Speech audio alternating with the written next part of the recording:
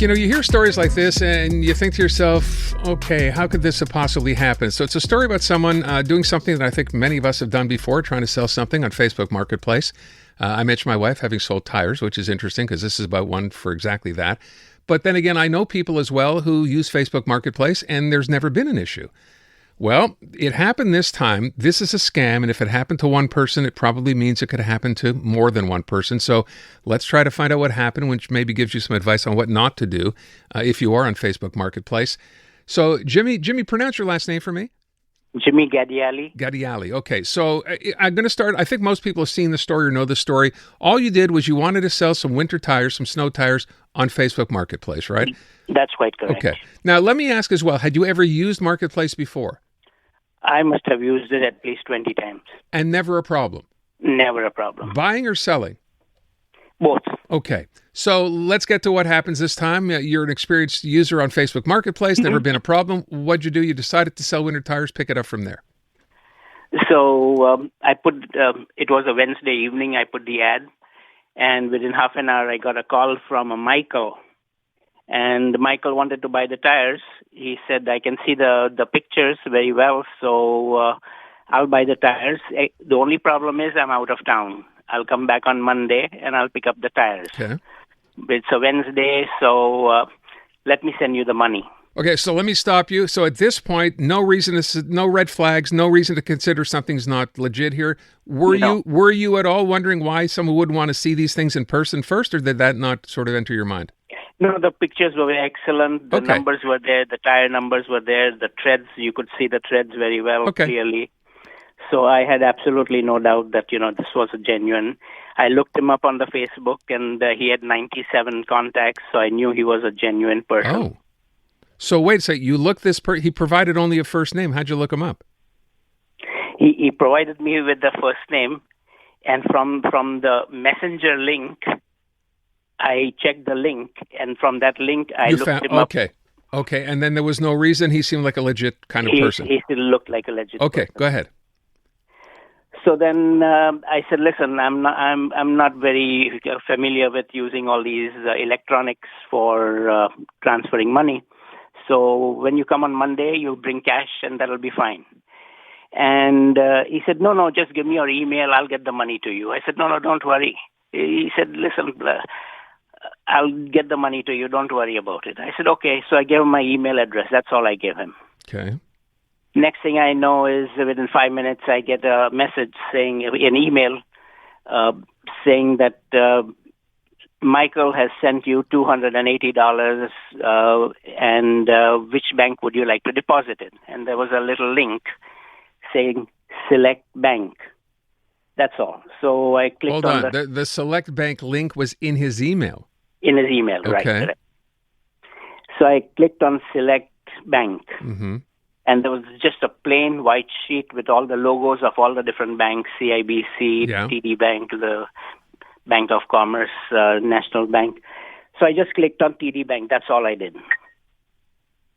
And then TD Bank right away came back to me, and basically the message was that we do not recognize this credit union. Whoa. Hang on a sec. He sends you an email. There's a link to whichever bank you would have chosen. I've seen these pages before. When you pay your taxes sometimes, right, you get to choose a link. Did you have to log into that account? No, nothing. Just clicked on that logo. Which would have been, okay. Because even when you click on it, sometimes you would think you'd have to log in. So you go to it because he was allegedly going to send you the money or direct deposit it into that bank account. Correct. Okay. Correct. And then? So I clicked on TD Bank, and TD Bank came back to me right away there, and said that sorry, we do not recognize this credit union. Where he was trying to send the money from. Right. Okay. Right. So I sent him a message saying that they did not recognize your credit union. So on Monday, I suggest you come with cash. He said that's fine, no problem. That was all. And within half an hour, TD sent me an email saying that $2,000 has been pulled right out of your account and sent to Michael. Wow. Okay. Now, obviously, the evening I was away, I had to go and see my mother-in-law in a nursing home. Mm-hmm. So I didn't get a chance to check my email till 11 o'clock at night. When I checked my email, I saw the email. Right away, I called the fraud line of TD Bank. Okay. And it was not easy getting hold of the fraud bank because what I had to do was I had to look at the backside of a credit card, TD credit card, and they have a 24-hour number. So I phoned that number, Right. and they connected me onto the fraud side. And did you eventually get to talk to someone? Yeah, I spoke to the guy. He talked to me for almost half an hour. Wanted all my details. Why did you give him your account number? I said, no, I did not give him my account number. Did you? When was the last time you used your debit card? I said, I don't use my debit card. I have a TD debit card. I've never used it.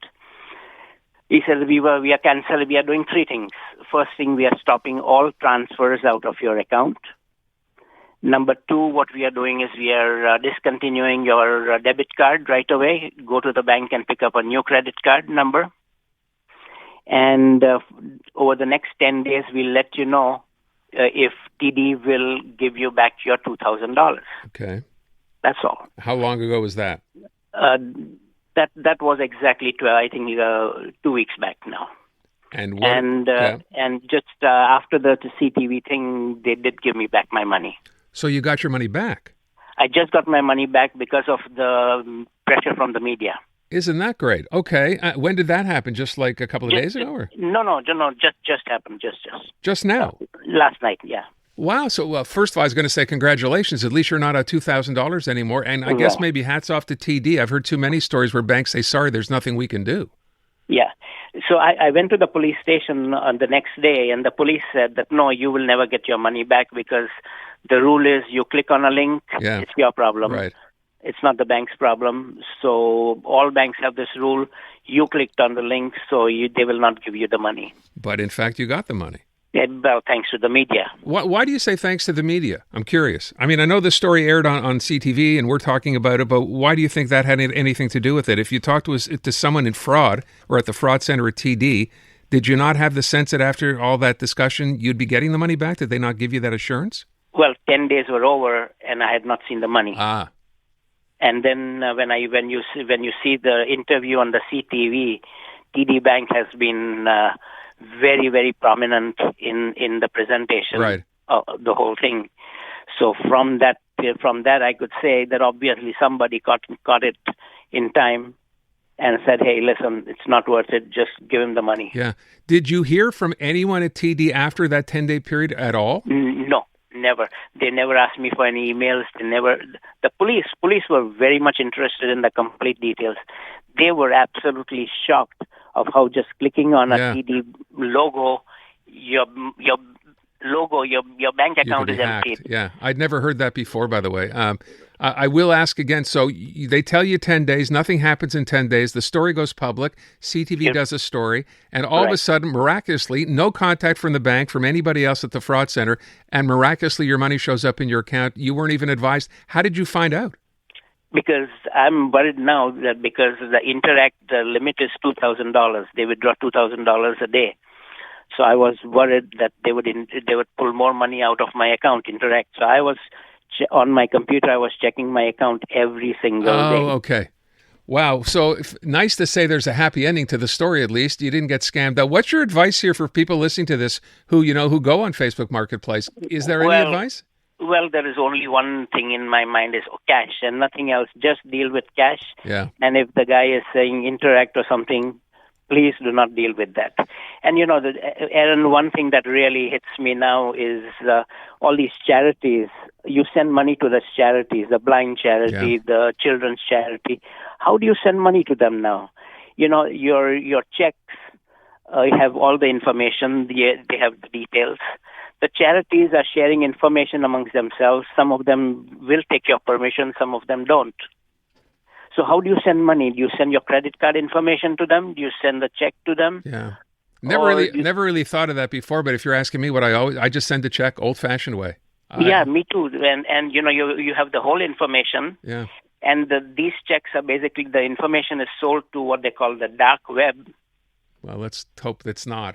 Look, Yeah. I'm glad that in the end it all worked. I'm out of time. I'm glad it all worked out for you in the end, and I do thank you for sharing the story. And as a word of caution, I don't know what we can tell people other than if you're going to sell something, as you said, either get cash and do not click on any links that don't appear to come from an actual bank or your Absolutely. bank, right? Okay. Perfect. Jimmy, we leave it at that. I thank you so much. Thank you. Take Thanks, good care. Darren. All right. So, wow. I did not know he said this only happened last night. So there's good news to the end of the story. Okay.